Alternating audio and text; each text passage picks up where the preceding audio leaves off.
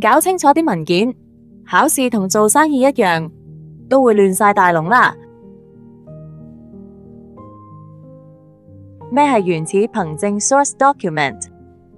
簡單嚟講，佢哋係記錄每筆交易嘅第一手文件，係證明交易發生嘅重要證據。冇咗佢哋，公司嘅交易就好容易出現錯漏，或者無法證明交易嘅存在。等我同大家介紹4類常用嘅 source document 啦。第一類係購貨發票 purchases invoice。當公司買貨時，會出具購貨發票俾供應商，等佢哋用嚟揾出貨物詳情，以及確認公司嘅訂單。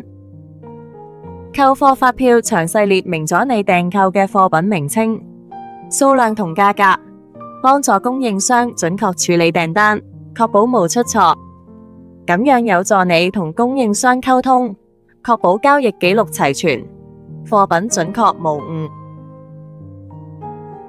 第二類係銷貨發票 Sales Invoice。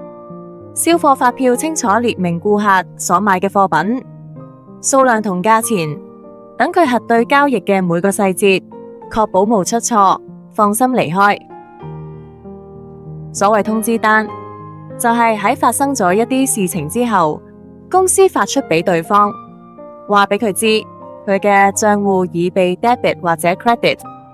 譬如向供應商退貨，應該 debit trade payable， credit returns outwards。因為呢單退貨需要白紙黑字嘅憑證，所以公司就要向供應商簽發 debit note， 用嚟通知佢嘅 account 已被 debit。其實對方又會唔會出啲文件嚟核實呢一宗退貨？答案梗係要啦。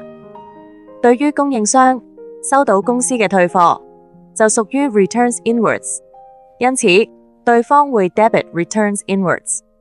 Credit trade receivable， 禮尚往來，所以佢哋會發出 credit note 俾公司。值得注意，考試時要留意一下，究竟份通知單係公司出，定還是係對方出？好似頭先個例子，可能有以下嘅問法： 1.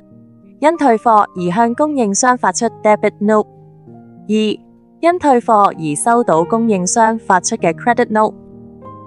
喺度留白一下，希望大家揾出兩者喺表達上嘅分別，但要記住，兩者嘅 double entries 都係一樣。